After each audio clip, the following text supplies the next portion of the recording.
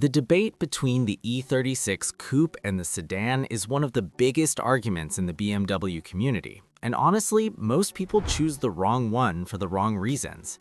You might think it is just a matter of 2 doors versus 4, but the differences go way deeper into the chassis dynamics, the aesthetics, and the nightmare that is parts compatibility.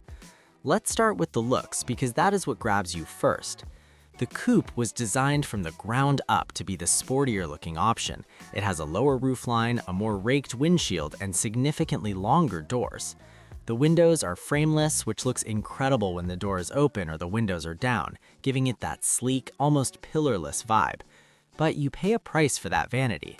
Frameless windows are a pain to live with. They rely on a complex mechanism to drop the window slightly every time you pull the handle and seal it back up when you close it. If that micro switch fails or the window regulator gets sloppy, you get wind noise, water leaks, and a window that rattles every time you hit a bump. The Sedan, on the other hand, has full-framed window doors. They are solid. They slam with a reassuring thud, they seal better against wind noise, and the regulators tend to last a little longer because the glass is better supported. Now let's talk about stiffness. There is a massive misconception that the Coupe is stiffer because it is the sports model. That is actually false. The Sedan is generally structurally more rigid because it has that solid B-pillar connecting the floor to the roof right in the middle of the wheelbase. The Coupe has a B-pillar, but it is further back, and the huge opening for the long doors creates a larger flex point. If you are building a track car and you are not putting in a full roll cage, the Sedan is actually the better starting point for chassis rigidity. Plus, let's talk about those Coupe doors again. They are heavy, really heavy. And because they are so long, if you park in a tight spot, good luck getting out. You have to be a contortionist to squeeze out of a coupe in a crowded parking lot without dinging the car next to you. The Sedan doors are shorter and much more manageable. Then there is the cool factor versus the sleeper factor. The Coupe is iconic. When people think of an E36 M3, they picture the Coupe. It has the classic proportions, but the Sedan has a cult following because it flies under the radar.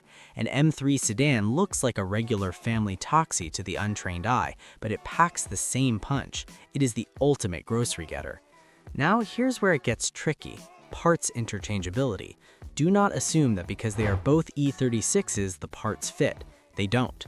The hood is different, the front fenders are different, the corner turn signals are shaped differently, the taillights are not the same, even the side mirrors are specific to the body style. I have seen so many people buy a Sedan hood for their Coupe because it was cheap, only to realize it won't line up with the fenders. You have to be hyper aware of this when sourcing parts. If you crash a Coupe, finding clean body panels can sometimes be harder because the drift tax hits Coupes harder. Drifters love the Coupes, so clean shells are becoming rare and expensive. Sedans are often cheaper to buy and cheaper to insure, which leaves you more budget for mods and maintenance. Let's talk about the interior. The Coupe usually comes with split folding rear seats, which is actually super practical. You can fit a set of wheels or a long exhaust system in the back of a Coupe. Some sedans have folding seats, but many have a solid metal bulkhead behind the seats, which adds stiffness but ruins practicality if you need to carry long items. And then there are the front seats. The Coupes often came with the Vader seats in the M models, which look amazing, but honestly, they aren't the most comfortable for long trips. The sedan sport seats are often more ergonomic.